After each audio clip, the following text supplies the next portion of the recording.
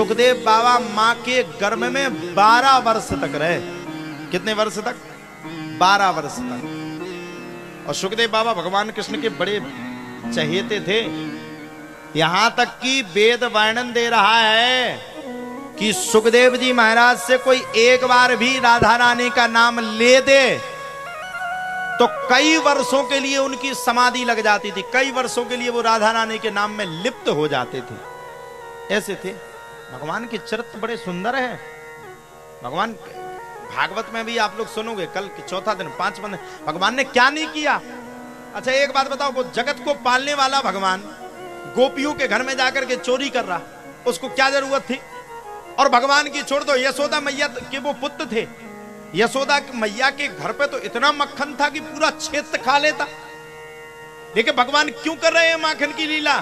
क्योंकि भगवान गोपियों के भाव को देख रहे हैं। भगवान कह रहे हैं मैं कुभाव से दूर रहता हूं, तेरे पास पैसा करोड़ों हो जाए, अरबों की संपत्ति को तू इकट्ठा कर ले, मुझे कोई चिंता नहीं, लेकिन जीवन में अगर तेरा भाव नहीं बन पाया तो मैं तेरे घर में नहीं आऊंगा। और जब भाव की बात आती है तो भगवान सुदामा जैसे ब्राह्मण को अपने राज्य सिंहासन पर बैठा करके महाराज सुदामा जैसे ब्राह्मणों के चरणों को पखाड़ लेते हैं, भगवान वो है। और भगवान के भावों की कितनी चर्चा करें। गोपियां भगवान के भाव के लिए हमेशा रोती थी। जिस दिन भगवान ना आए उस दिन गोपियां रोती थी। अरे भगवान की गोपियां रात भर प्रतीक्षा करती थी कब प्रभु आएंगे और कब प्रभु को मैं अपने हाथों से मक्खन खिलाऊंगी। भगवान को पकड़ती नहीं थी गोपियां, पकड़ने का तो सिर्फ कार्य पूर्ण करती थी, लेकिन आत्मा से, दिल से, पवित्रता से गोपियां हमेशा सोचती थी कि भगवान आए। धर्म करती थी, कर्म करती थी, जब भगवान मिले। आज के आदमी को क्यों नहीं मिलते? आज का आदमी का दान कहीं ना चल रहा हो, किसी का फटा नोट किसी जगह पर ना चल रहा हो, भगवान के दरवाजे दान पेटी में जाओ, आराम से चढ़ा के आओ, कोई तुम्हें रोकने वाला नहीं, कोई नहीं रोकने वाला। आज का आदमी दान भी करेगा, 10 का दान करेगा तो 50 बार जेब में हाथ डालेगा, बाहर निकालेगा, 50 बार डालेगा फिर निकालेगा। कहा गया तुलसी पंछिन के पिए घटे न सरतानी।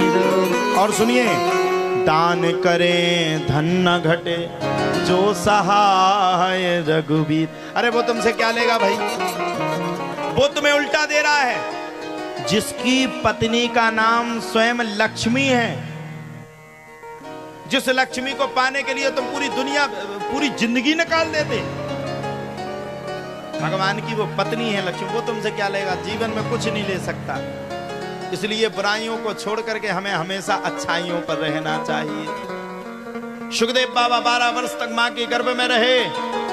वेद व्यास जी महाराज ने 12 वर्षों तक सुखदेव बाबा को बार बार समझाया, पुत्र मां के गर्भ में से बाहर निकला, मां के गर्भ में से बाहर निकला, लेकिन सुखदेव बाबा मां के गर्भ से बाहर नहीं आए।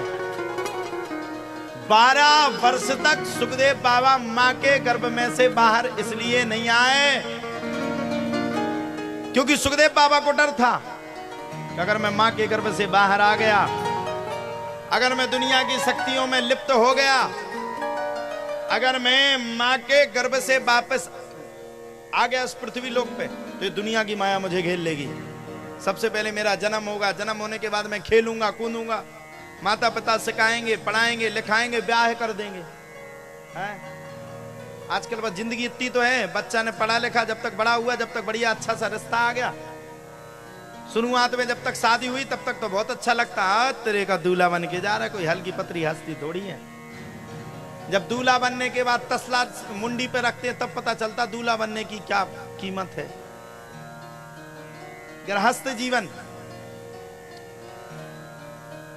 ये 4-5 चीजें हैं। गृहस्थ जीवन में आए, कछु साल में पापा बन गए, लड़का बिटिया और सियाने भय। सुखदेव बाबा 12 वर्ष तक रहे मां के गर्भ में, और 12 वर्ष के बाद सुखदेव बाबा ने जन्म लिया। और जैसे ही जन्म लिया, मैया, अब ध्यान से सुनना, ओ मैया खम्मा वाली, अच्छे से सुना, जैसे ही जन्म लिया वैसे ही घर का त्याग कर दिया। गृह कारज नाना जंजाला, घर परिवार को छोड़ करके चल पड़े। जैसे ही घर परिवार को छोड़ करके महाराज चल पड़े, तब तो कहा जाता है घर परिवार को छोड़ने के बाद पिताश्री को बड़ी चिंता हो गई, वेद व्यास को। अच्छा एक बात आप लोग बताइए, वेद शास्त्र किसने लिखे? बताइए किसने लिखे वेद शास्त्र? तुमने?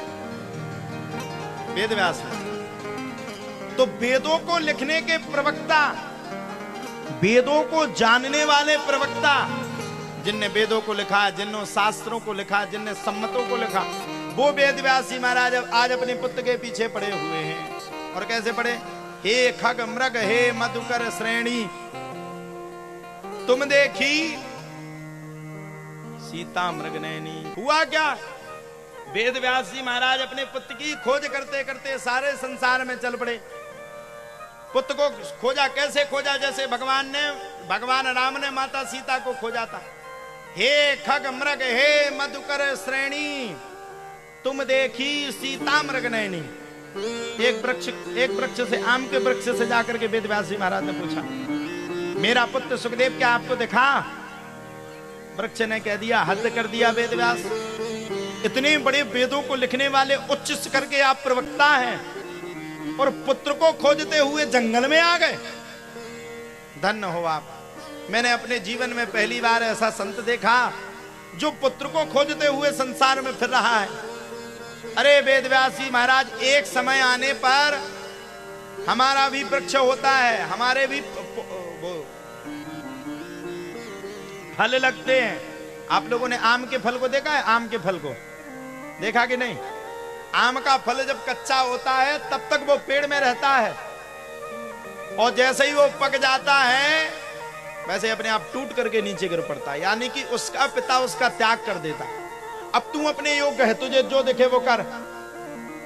और उस आम को पकड़ करके हम लोग लेकर के आ जाते, पा लेते हैं, और आम की अंत में गुठली बचती है। गुठली, गुठली देखे हो कि नहीं? गुठली देखे हो कि नहीं?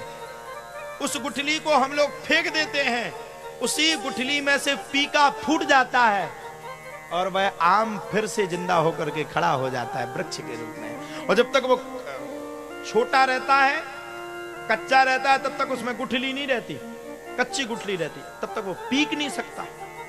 तो आम भी कह रहा है, हम भी एक समय के बाद त्याग कर देते, और तुम तो आज भी अपने पुत्र के पीछे पड़े हो। वेद व्यास जी महाराज ने सबको त्यागा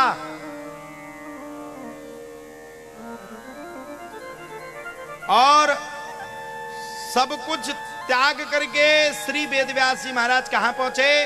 अपनी कुटिया में पहुंच गए। अच्छा, आप सबको पता होगा